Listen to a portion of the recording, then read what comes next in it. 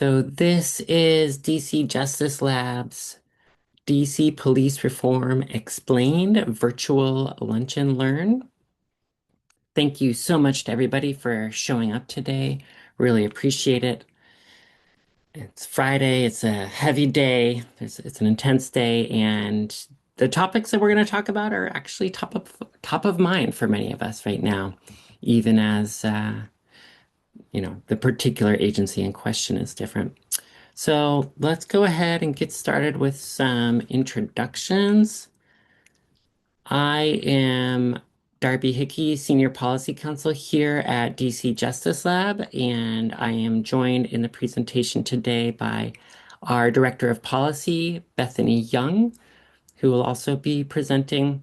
And also we have our CEO, Clinique Chapman, here as well. And with that, I'll go over our agenda today and get right into it. We want to talk about why this law matters right now and the threats to it. We want to go over how the law came to be, the history behind it. Then we'll dig into what the law does, what it is, and then we'll talk about what's next. Obviously, right now, as I said, with everything that's going on with impunity of law enforcement, of violence from the state, and everyone's concerned with putting some guardrails there, with stopping that sort of tragic violence that we're seeing, that unfortunately we know has been going on in many of our communities for far too long, that this is such an important topic around reforms for law enforcement. And yet, even as we're all having these conversations nationally right now with regard to immigration enforcement and that particular aspect of law enforcement, there are threats to DC's police reform laws, specifically the Comprehensive Policing and Justice Reform Amendment Act. Why are we so vulnerable? Because we don't have statehood and we don't have voting representation in Congress. And Congress maintains the ability to not only disapprove of any new law that we pass, but to rewrite or repeal any law that we've passed, over the past years. In fact, ever, period, in our history. And we are in a time of unprecedented attacks on DC's laws, on DC's right to self-government, which we see as part of a broader pattern around attacks on specific communities, on Black communities, Black-led communities, and also as part of broader attacks to roll back limits on impunity for law enforcement. Unfortunately, this is just one of many laws in Congress that are under consideration for repeal. Where do we stand right now? There are three different bills in the House that were introduced to either repeal this law in its entirety or to repeal different parts of it. All three of those laws were passed by the House. They're all in the Senate now. There was a parallel law introduced in the Senate to also repeal the entirety of this law. But we don't believe that the Senate will move forward with those individual laws. We see the threat as being primarily that they might get incorporated into a federal crime bill that is allegedly in the works, and that might include actually some positive developments as well as many negative ones, and that bill will include some of the attacks on DC that are percolating over there on Capitol Hill. Some of the other threats come from amendments, actually just this week and today with some of the votes on the appropriations bills on the Hill. Senator Cruz proposed an amendment that would repeal this law that we're talking about today, our police reform law, Comprehensive Policing and Justice Reform, as an amendment to our appropriations bill. That seems unlikely to move forward at this time, but it just shows that there are so many different ways that Congress can interfere with our laws and with our self-government. And in fact, that brings up the ever-present challenge of appropriation riders, where Congress is able to put specific limits within our budget, our local DC tax dollar budgets, not federal dollars, but our local DC dollars, prohibiting us from spending money on certain policies. Long-standing riders that are on our budget right now and continue to be on our budget are prohibitions on spending any of our local government money on supporting people's right to choose to get an abortion, as well as on creating a recreational marijuana market. So those are some of the different threats, and we're always, well, we'll talk a little bit more about it at the end, but we're always trying to keep up with them and understand, how things shift and what the priorities are. So how did we get here?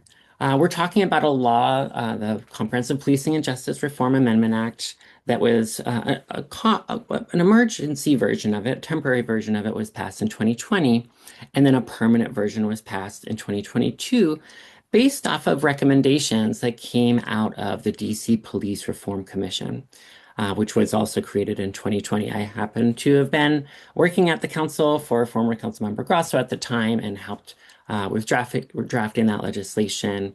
And that Reform Commission included 20 different folks who live and work in DC. They issued over 90 recommendations after I think about a year and a half of work of talking with all kinds of different stakeholders and community members, leaders, experts. And their recommendations covered a whole variety of topics, including ways in which to take tasks off of police's plate, as well as finding ways to ensure that accountability, oversight, limits on violence and use of force were strengthened. So there's really a very comprehensive set of recommendations. A number of those recommendations were incorporated into the permanent version of this legislation, and the legislation was passed. There was a disapproval resolution in Congress. Again, this is another aspect of what Congress can do, which is disapprove our laws. But it passed both the House and the Senate, including with bipartisan support in both places, and it was vetoed by President Biden. The council also made some changes in 2024 to this law under pressure from the mayor, from the police union, from prosecutors, and from MPD itself. And although at DC Justice Lab, we opposed most of those changes, that's the right body that ought to be making changes to our local laws, is our Congress, our locally elected officials that are accountable to DC residents and folks working here, and who are able to do the right balancing, right, of between all these different perspectives and viewpoints and come up with the right solution for DC in a way that every jurisdiction around the country gets to do. And yet in DC, we don't have the right to have those decisions respected because Congress can overturn them at any time. But in that case, yeah, the changes were made by the council, and surely we'll see more changes going to the future in ways that we might agree with and ways we might disagree with, but that's how it should work. And we don't want to see the Senate or the House, folks that we don't get to vote for, making these decisions. So with that, I want to go ahead and pass it over to Bethany, who is we're going to cover we're going to cover the entire bill, and then we're going to focus in a little bit more in detail on some of the aspects that we see as being the highest priority, as being under the greatest threat for repeal. So I'll pass it over to Bethany. Thanks, Darby, and thanks everyone for being here. I see my mom on the call. Hey, Mom. You all may see my 4-year-old. He's home from a school day. He's pretty quiet right now, so hoping I can get through this. But if you see a little face poking out, that's him. So as Darby mentioned, the Act covers quite a number of changes. And so we've grouped them, kind of categorized them on this slide for simplicity's sake. So I'll talk about kind of the different big buckets, the types of changes, and give a few examples of each, because it would take us a very long time to take you provision by provision through the entirety of this 45-page bill. And then we'll go a little bit deeper into some of them. So in terms of the categories, the Act did a lot in terms of increasing safety during police interactions with civilians by limiting dangerous and abusive tactics. Some of the changes that were made in this category include updating use of force standards by banning neck restraints, restricting the use of deadly force, restricting police chases, which Darby will talk a little bit more about later, and prohibiting the use of military-grade weapons. The law also imposed additional requirements and standards around how police are operating during First Amendment activities, So when people are out protesting, which it is their right to do, the law kind of added some additional parameters around how MPD operates in those scenarios. Among those changes are that they must be identified at all times if they are kind of at a protest activity. It also kind of reinforces the requirement for de-escalation and minimizing potential harm to people who are exercising their constitutional rights to protest. So another category of changes the law made fall under addressing bias and promoting fairer policing. So the act mandated anti-bias and de-escalation training. It ensured informed and voluntary consent during consent searches. So this is one of those kind of technical things. A consent search is exactly what it sounds like. It's when a police asks you, "May I search you? May I search your car?" And what the law did was kind of put some safeguards in place to ensure that people truly could exercise consent and that it was not kind of a foregone conclusion. Because as many of you, I'm sure, are aware, if you've ever been pulled over, you do not feel that you can freely consent or decline any request made. So the law made some changes in that regard. It also required MPD to review applicants' prior misconduct. So before hiring any new officers, they are required to be screened for any misconduct that may have happened in other departments or other jurisdictions before that process proceeds. The law also created a requirement for certain studies on bias in policing. One of those things is a study on potential connections between members of the department and hate groups. So investigating and uncovering any ties that officers might have to hate groups. Another big category of change that the law made, and we're going to spend a little bit more time on this, relates to oversight, accountability, and transparency.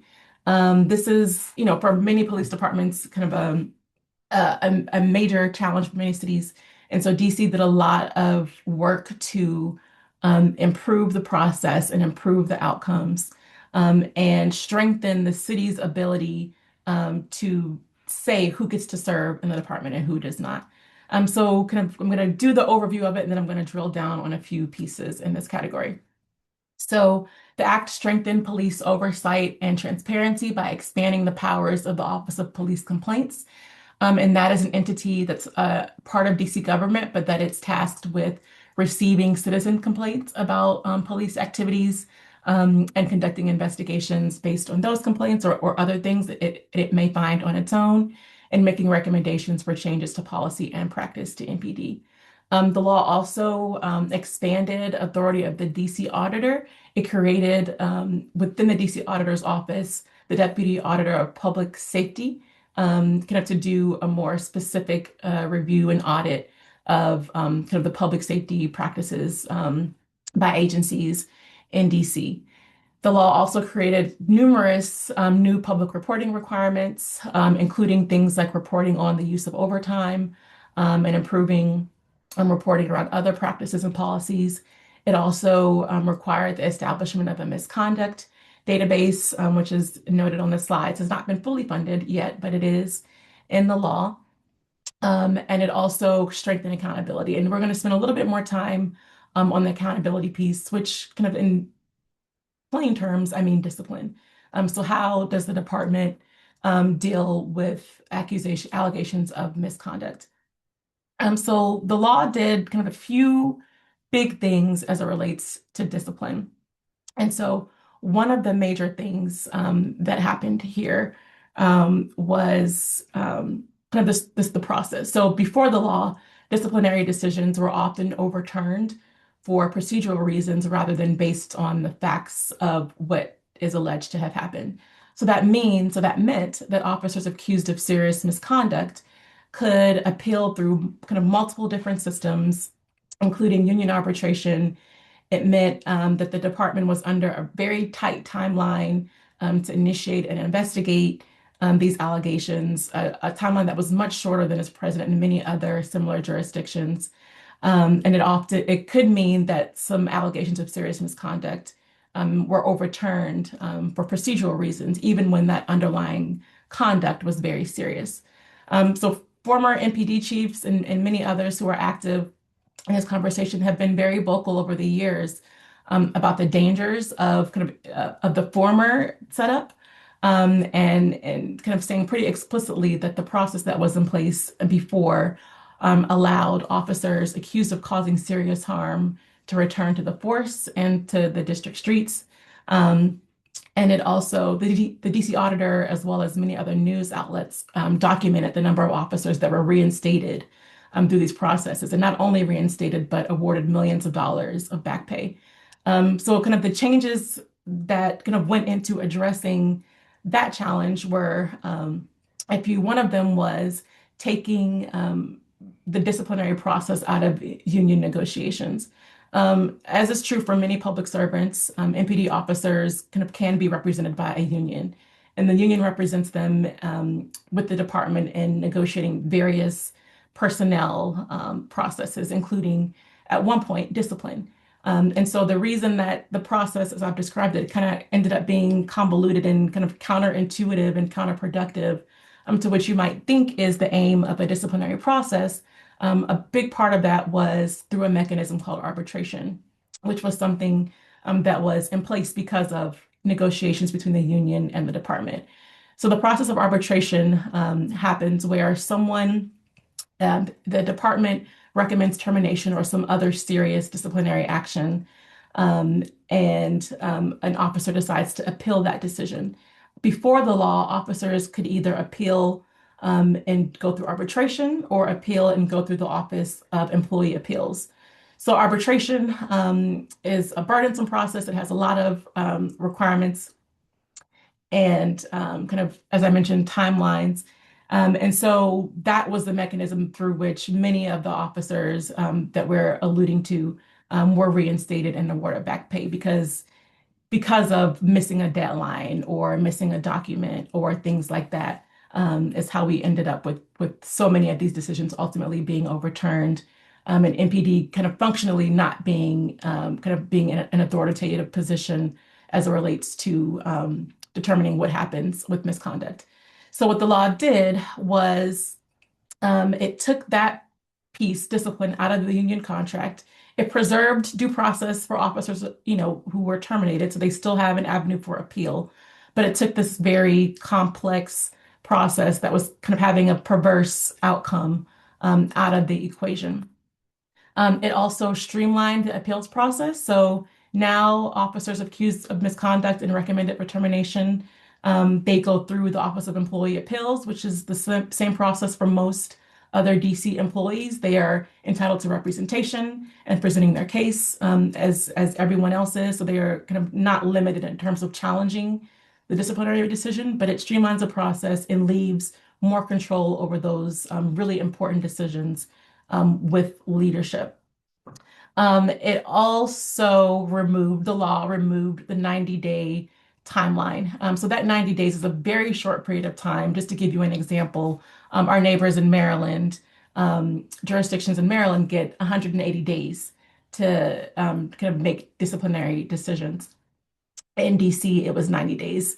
In many places, even with a longer timeline, using Maryland as example, 180 days, they get extra time for cases of very serious misconduct. So the law in DC removed that 90-day barrier to fully investigating and making kind of solid decisions around discipline. It removed that barrier in the process, allowing investigations of serious misconduct to proceed on the merits rather than on procedural or timing matters. The overall goal of all of these changes was to make discipline more consistent, to make it more transparent, and to focus it on the facts of the allegations and not on procedural matters. Kind of other things related that the law did were opening up these processes to the public and more broadly. So making misconduct hearings open to the public and requiring that a schedule be provided so that people can kind of know as these things are happening and observe them if they so choose. So we actually have some materials that we will share in the follow-up that break this down a little bit more because it's pretty complicated, even for us, a pretty complicated set of provisions. So we will include that in what we share in the follow-up. And I'll pass it over to Darby to talk a little bit more about some of the dangerous tactics. Thanks so much, Bethany. And I neglected to share in your introduction and in talking about the Police Reform Commission that Bethany was one of the key folks involved with leading that effort and saw it rolling out firsthand. And I also noticed that we have a former member of the commission on the call, Mr. Ron Hampton, who was a member of the commission and also a former MPD officer and has great insights onto the importance of some of these changes.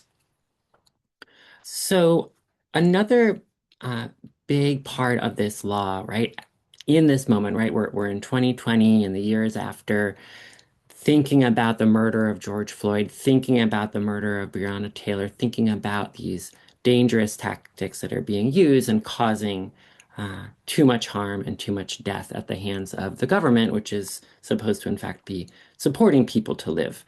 Um, and so that was another huge theme within the law, or remains a big theme in the law. And there are a number of different provisions on it, just like what Bethany was talking about around oversight and accountability. I'm going to again go through a number of them and then circle back to the one that is getting kind of the most traction in Congress for attacks. And that is actually where I'm going to start, is police car chases. So the law mainly codified, so took what was already existing MPD policy and put it into the law, strengthened it a bit, and and that is now, and then later actually the council weakened it from our perspective based on pressure from MPD and the mayor.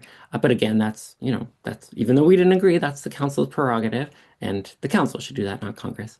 Uh, Police car chases, we don't always think of them this way, but they are one of the most dangerous tactics. And there is pretty broad agreement across law enforcement leadership about the need for limits on this. I'll dig a bit more into that in a little bit. Another change were limits on when to use force, and particularly on deadly force. Again, drawing on some longstanding policy, but codifying it, putting it into the law, giving it a bit more oomph behind it. And an important, and making it clearer too, so that it would be easier in these high stress situations for an officer or supervisor to know what to do, making brighter lines there. Another part of that that's interesting too, and that I've heard some misinformation about on the Hill, is that it's somehow required when an officer might be faced with someone in a dangerous, who's threatening their safety, who might be a threat to their life or to serious bodily harm, that they cannot respond. They have to bring in a social worker. That's certainly not the case. What the bill does do, and what many other jurisdictions have done, is emphasize de-escalation, that whenever you can avoid using force, whenever you can respond to a situation in a different way, that is best. Obviously, if you cannot, obviously, if that is not, if you try and it doesn't work, then that is still within the prerogative of the officer to use the reasonable force to avoid the harm to themselves or to others. And what the law does is it lays out some additional information for, in the case of a criminal case or a civil case, for the fact finder, a jury, or a judge to consider in assessing whether the use of force was reasonable, whether it really was needed to protect the officer or protect somebody else. And that includes looking at what steps did they take to de-escalate? What steps did they take to, if it's an obvious mental health or behavioral health situation, get somebody that's an expert in that involved. We also see in the law a ban on the purchase and use of certain military equipment. Think of like grenades, military drones, and then similarly limits on when less lethal weapons, tear gas, rubber bullets, pepper spray, can be used, particularly around First Amendment events, demonstrations, and even in the case of when those sort of events might turn into something more, or there might be a risk of harm to people or to property, that there are still limits there, even as there's an acknowledgement that those might be an appropriate use at times. But I think it's important to recognize that tear gas and pepper spray are actually internationally recognized as like should not be used against people on a daily basis. And I'm proud to say that I was part of helping make sure that that got into the law. We had some questions around that as well, and I heard from one congressional office saying, "Oh, well, what if a January 6th type incident happened?" And the reality is that the January 6th happened after this was already the law, and so that when MPD was responding to that, they were still able to, within the law, use some of these equipment, some of these materials. And yet the reason why this is in the law, it was because at that time we saw this dramatically different response to uh, protesters around the murder of George Floyd being beaten and tear gassed for protesting, for speaking out, and then the people that were actually attacking the Capitol got a very different, much more subdued response. So I think it's important to lift up that when this law was being finalized, both of those things had happened, and we had seen the disparities in responses. The law also, again, a lot of the law was taking, as I've already mentioned, taking things that are already in policy and putting them into the law to give them more force. And so another example of this is the use of force board, which at Metropolitan Police Department is charged with reviewing their policies around use of force, their internal policies and guidelines for officers, as well as reviewing incidents. And so that not only got established under the law, but also expanded the membership to have far more community involvement, including, I think, really importantly, it's required that someone on that board has experienced violence at the hands of police, use of force at the hands of police, so that that perspective is present there. It also strengthened DC's chokehold ban, which we'd had for many years, but again, with the focus on or the attention to George Floyd's murder, that was a very important element to include. As I already mentioned, basically every single one of these provisions is quite similar to what other jurisdictions have. And so again, this paradox, hypocrisy, irony, I'm not sure quite the right word for it, that members of Congress can overturn our laws when states have done the same thing, when cities and states have done the same thing that they can't overturn is pretty shocking in my opinion, and just shows the lack of democracy that we have here in the district. So returning back to police car chases, which, as I mentioned previously, are one of the most dangerous police tactics that happen. These are, high-speed chases that are happening in a dense urban environment like DC, incredible risk to pedestrians, kids playing on the sidewalk, bicyclists, and of course, other motorists, and even the folks in the car, which we also, need to care about their lives as well, including passengers who may not necessarily agree with the driver's decisions, and even to officers. Officers often are hurt as a result of these. But I think it's important to lift up that across the country, police car chases result in thousands of deaths. Um, I think it was over a 5-year period that the San Francisco Chronicle looked at. There was over 3,000 deaths from these car chases, and that the majority of the people who were killed were bystanders or passengers in the fleeing car. So that shows the depth of the danger of this tactic. And importantly, unfortunately, and unsurprisingly, the, the racism within our society plays out here as well, with Black people being disproportionately represented among the victims nationally and in DC.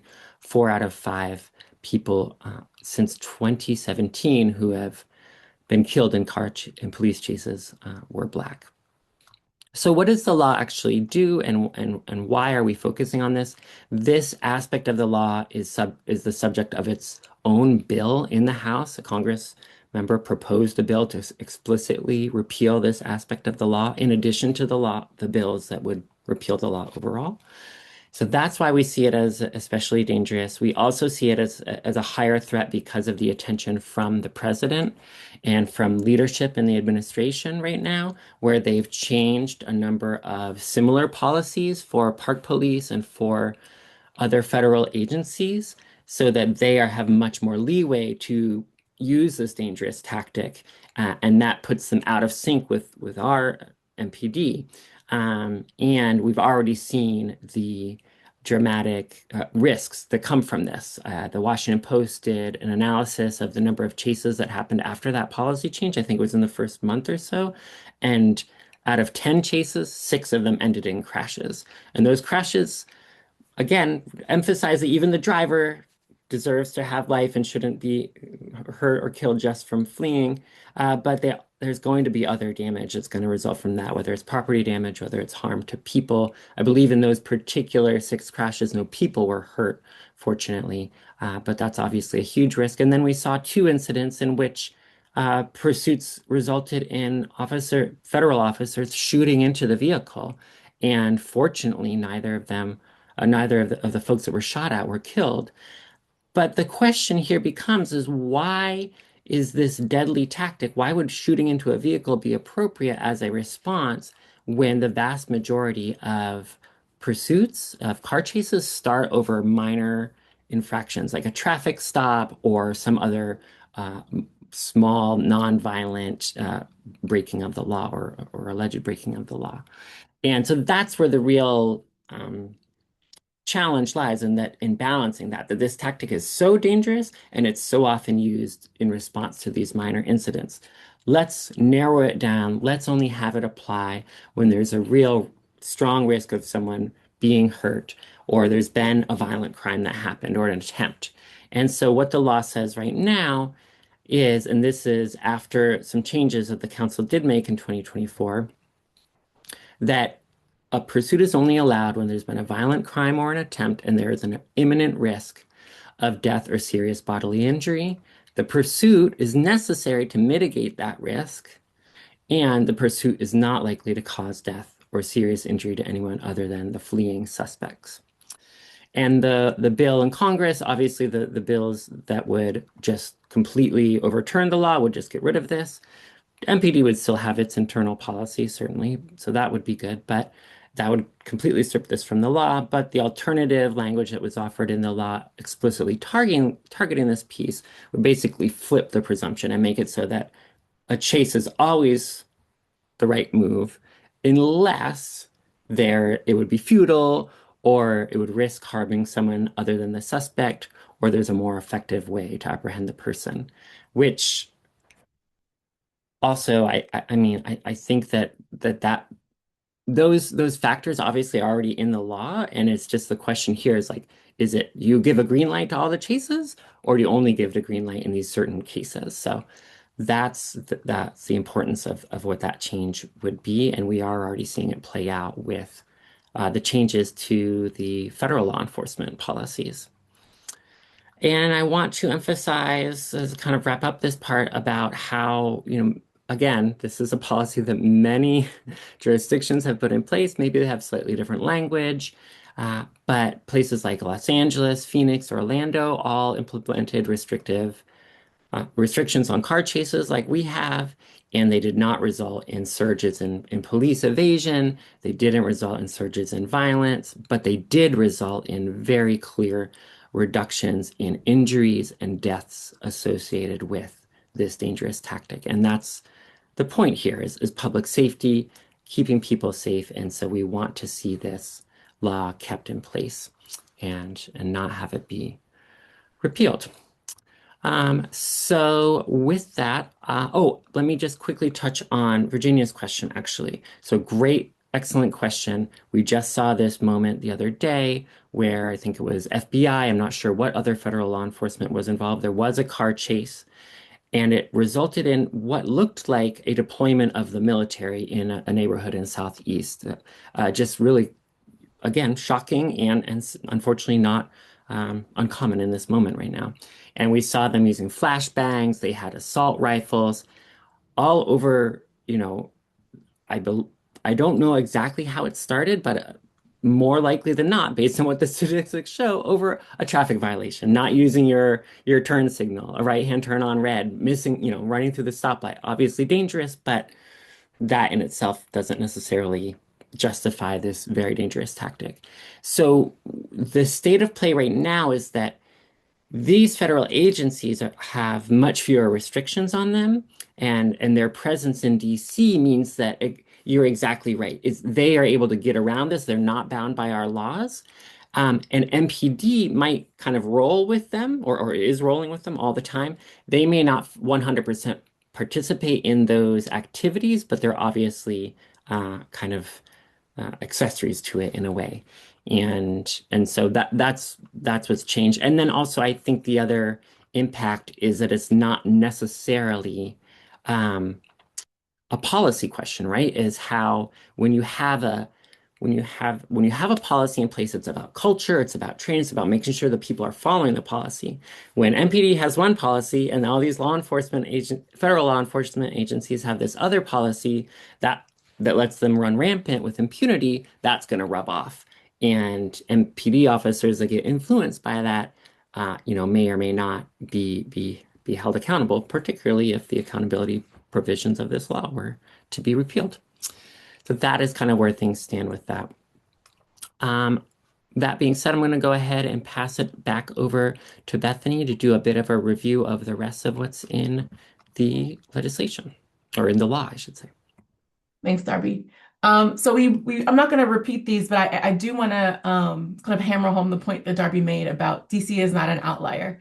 And some of the changes that you see on your screen now that we've been talking about over the course of this session are reforms that have been implemented in many other jurisdictions and that has been the case for at least the last 15 years or so.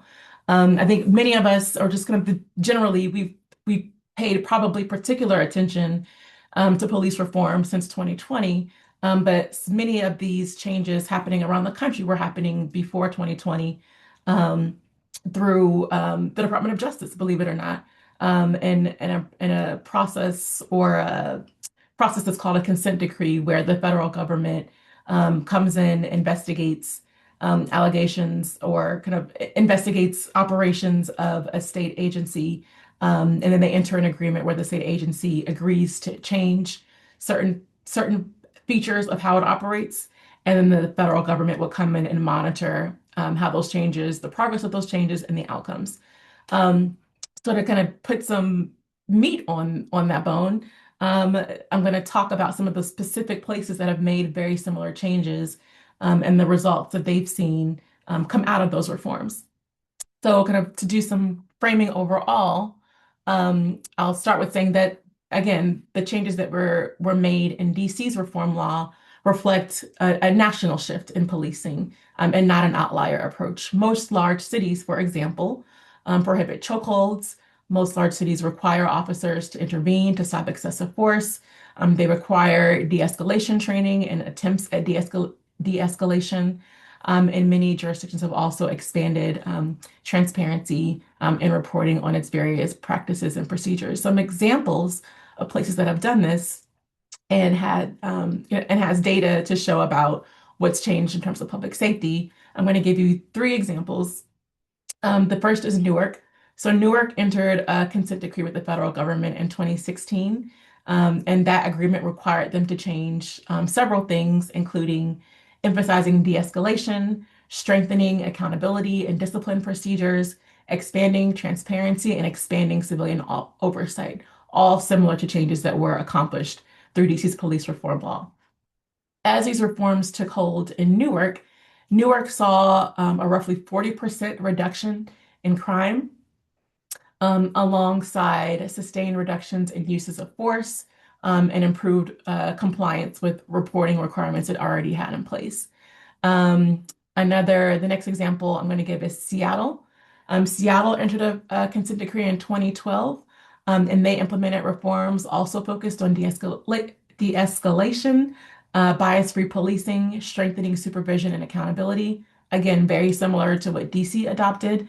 Those changes, monitors found, did not lead to increased crime or officer injury, and instead coincided with significant and sustained reductions in use of force, safer responses to behavioral health crises, reduced racial disparities, and stronger accountability systems.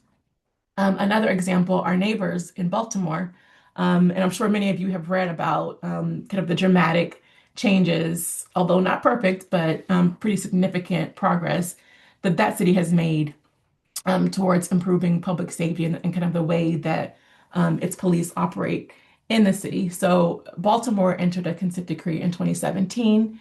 Some of the reforms they implemented, including another emphasis on de-escalation, limits on certain high-risk, dangerous tactics like the ones Darby mentioned, strengthening supervision and accountability. Again, focused on being able to screen and review members of the department for misconduct or causing serious harm. During this period of change, Baltimore saw a historic 60% decline in homicides and shootings. And also, they saw a 47% increase in hiring and a 54% reduction in attrition. So, one of the major arguments that we hear from congressional offices about why it's important to get rid of DC's law, something that you will hear from the DC Police Union as well, is that it has hampered MPD's ability, to recruit and keep officers on the force. And we can see through this Baltimore example that was not the case there. And I think kind of what DC and many other jurisdictions saw in terms of recruitment and retention trends is also, again, not specific to DC. And as crime statistics have kind of flipped in the years following the pandemic, this recruitment and retention thing, I believe we will see a similar trajectory. Um, Again, things that have been impacting departments in cities around the country, things that are not unique to DC, but things that have seen kind of resolution and improvement in more recent history. So if you hear someone say that DC's police reform law will leave you less safe, we know that is not true. As Darby has explained and as I have about the various provisions in the law, and as you can see from the examples I just spoke about, public safety has to do with so many other things, and so much more about the context and environment, and the way that the government and communities are resourcing residents. That is going to be the thing that is the lever for public safety, not putting parameters around the way that police are operating in the community.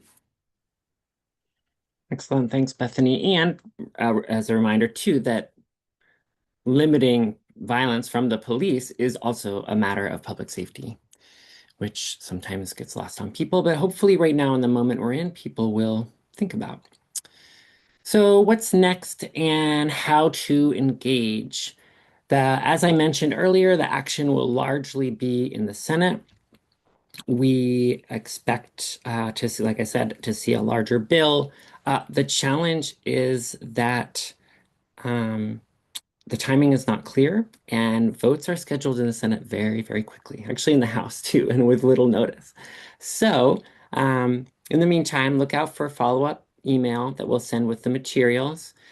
We'll have some more lunch and learn events coming up on some of the other policies that are under attack in Congress, other DC policies under attack. And then you can learn more about federal interference in in DC and specific policy issues in our DC Justice Library, which actually has deep dives onto a number of the topics we've talked about here today, as well as the federal interference issue. Our ask of you is to share this information, learn more about it, share it with friends, with colleagues, with family members, especially those in other places, with Congress members who are voting on these things. Our voices in DC matter a lot, and we need to use our voice, but we also know that some of our friends and family in other places will help.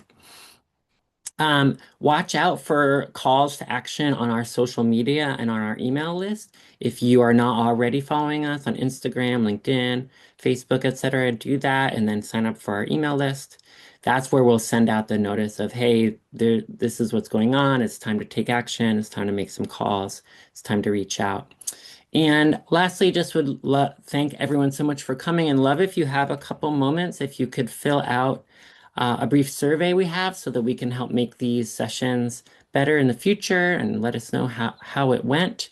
And that would be really helpful to us. I see one question. Let me just try to answer that very quickly.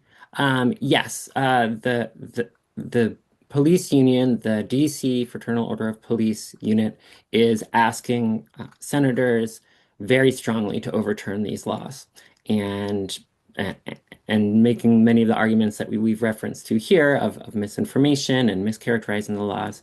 And so we have to make our voice heard. Um, Unfortunately, they might not listen to us as much, but we got to give it our best shot. Thank you so much to everyone.